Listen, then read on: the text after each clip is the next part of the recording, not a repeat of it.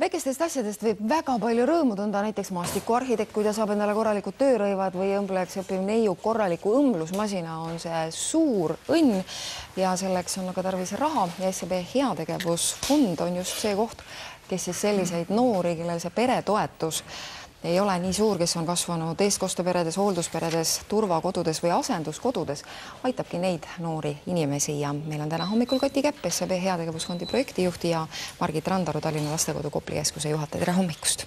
Tere hommikust!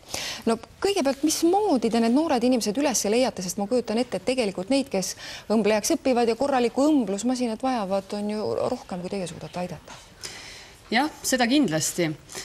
Ja küsimus selles, et kas selliseid noori on vähe või palju, ei ole mitte ainult selles ei ole probleem, et mida keegi peab suureks või väikeseks, et kas 1000 või 1500 noort on vähe või palju, et pigem peaks olema iga lapse üleskasvamise koht ikkagi pere, mitte asutus. Ja kui nüüd ikkagi on noor jäänud mingil põhjusel ilma vanemlikust hoolitsusest, siis peab kuskilt mujalt talle see tugi ja abi tulema. Ja see ei ole mitte ainult küsimus rahast, et ei ole raha osta seda või teist, aga just ka see nõu ja teadmised, et mida ma siis oma eluga nüüd peale hakkan, et olen lõpetanud põhikooli või olen lõpetanud gümnaasiumi, et kui mul ei ole ema ja isa kõrval ütlemas ja soovitamas ja suunamas, et kuhu ma võiksin edasi minna või mis on ka meie perekonna traditsioonid olnud, keda mingi teema on huvitanud, et siis ma olengi siin ilma peal üksinda ja püüan sellest siis kuidagi nüüd välja rabeleda. Kuidas see noor inimene leiab üles selle heategevusfondi, kus tal on võimalik seda abi saada? No vot see ühelt poolt see... Või leiate teie hoopis niimoodi üles? Eks see on nii ja naapidi. Ja mõnes mõttes on meil lihtsam neid üles leida, kuna nad on enamasti nendes asutustes. Ja ükski laps ei peaks üles kasvama küll asutuses, aga kuna nad täna seal on selles asutuses ja asutused teevad endast kõik oleneva, et neil oleks seal võimalikult hea ja kodune olla, siis täpselt nii ongi, et meie oleme kontaktis nende erinevate asutustega, on need siis asenduskodud või turvakodud ja vot seda kaudu see informatsioon siis ka liigubki. Aga loomulikult ka sotsiaaltöötajate kaudu, kelle vaateväljas kõik need noored ja lapsed on. Margit Randaru, kuidas see süsteem on? Tegelikult nii kaua, kuni noor inimene õpib, kui ta on ka juba põhikooli või gümnaasiumi lõpetanud, siis ta tegelikult on selles, nii nagu oleme seda mitu korda nimetanud, asutuses, ta võib elada seal, eks ju? Ja. Kui palju on tal nähtud rahalisi vahendeid ette selleks, et näiteks tõesti mingeid õppevahendeid, hariduse saamisel vajalikke vahendeid omada või osta? No igal lapsel on riigi poolt ette nähtud pearaha, mis ei ole küll nii suur, et sellest jõuaks osta kõike seda, mida tegelikult eriti veel ametikoolis või kõrgkoolis õppides vaja läheb. Et selge see, et neid vahendeid on lisaks vaja. Ehk seal see olukord on, et tegelikult kui väljaspoolt tuge kusagilt ei ole, siis väga tõenäoliselt kõik vajalik ei saa olema või jäävad ostmata asjad. Jah, keeruline on, et tihtipeale tulevad ka küll omavalitsused appi ja head toetajad, et siis ongi võimalik, et olenevalt erialast, aga on ju mitmeid erialasid, kus on vaja väga palju lisavahendeid muretseda selleks, et õpingud läbida. Kas võib ka olukord nii keeruline olla, et jääbki üks eriala omandamata just selle pärast, et lihtsalt ei olegi raha, et osta seda kõige lihtsamat asja, mida on tarvis, et õppida? Ei ole küll minu praktikas ette tulnud, et oleks selle pärast kool pooleli jäänud, et ikka on need võimalused leitud. Aga ikkagi, mis allikad need on? Kus kohast need võimalused siis nii-öelda leitakse? No lisaks sellele pearahale ongi tegelikult on meil võimalik pöörduda omavalitsuse poole, kust see noor pärit on, et omavalitsus toetaks või siis ongi head koostööpartnerid, kes ikka tulevad appi. Ehk siis sponsorid, mingid fondid samamoodi nagu, mida siin Kati esindab ja nii edasi. Jah. No selliste heategevusfondide loomine on hästi tervitatav, aga tuleb näha ka natuke kaugemale, ehk et võib ju tekkida selline majanduslikult raskem periood, kus seda raha enam nii palju ei ole. Kas te näete, et tegelikult neid ju lapsi, neid kasvab ju kogu aeg peale nendest samadest asutustest, tuleb neid üha juurde, et tegelikult see järjepidevus, sest nende lootus on juba ju kruvitud üsna kõrgel, ehk et nad näevad seda võimalust sellest SEB heategevusfondist saada raha.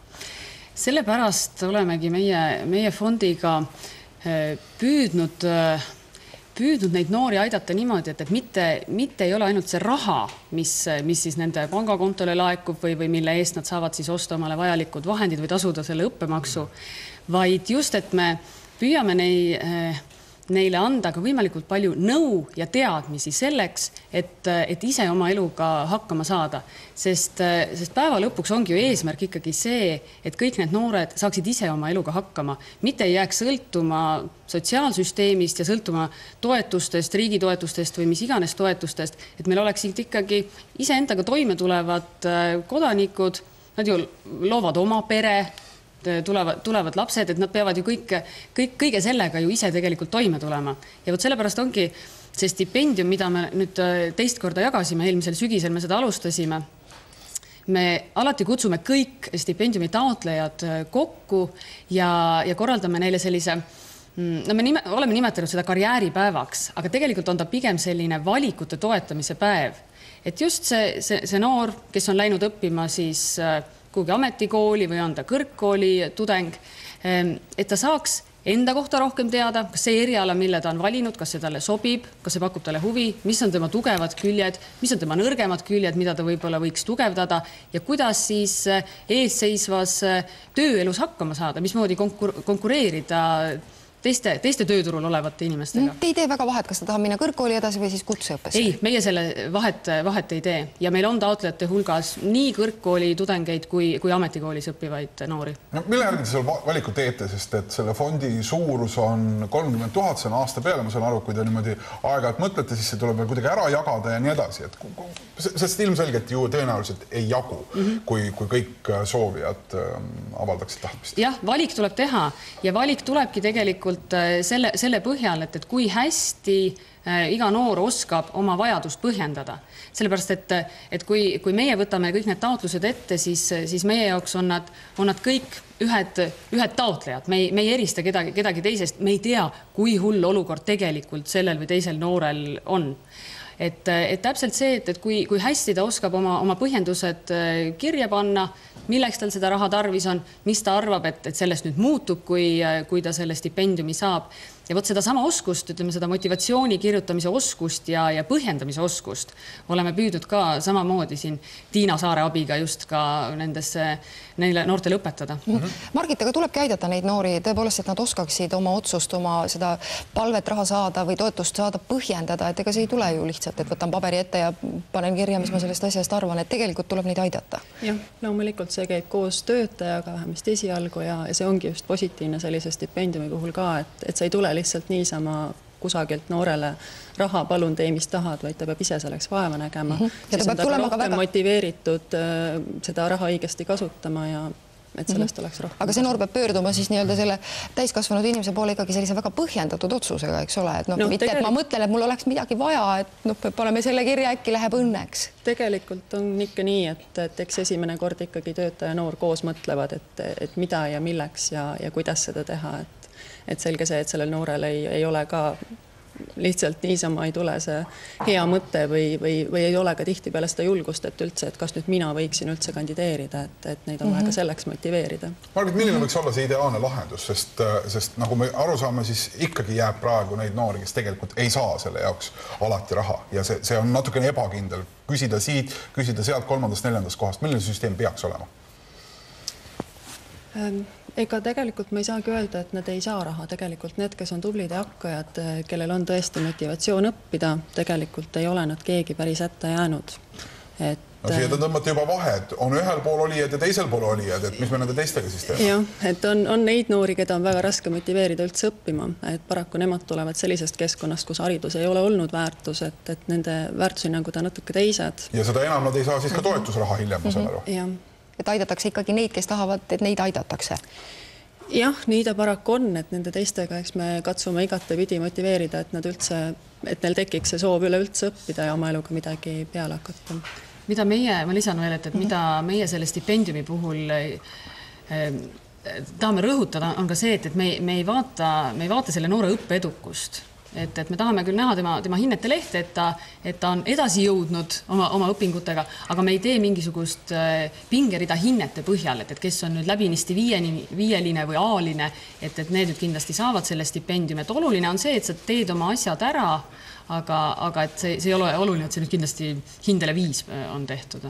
Kui kaua SEB seda fondi toetab? Kui pikalt kindlus on siis fondil, et pank sinna raha annab?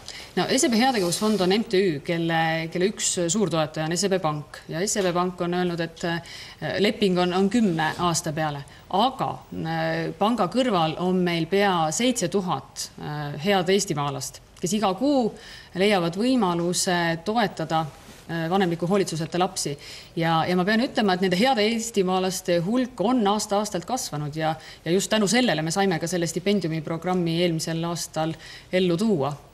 Et nende inimeste ja toetajate hulk on pidevalt kasvanud. Margit Andrus, Kati Käpp, sulle aitäh tulemast.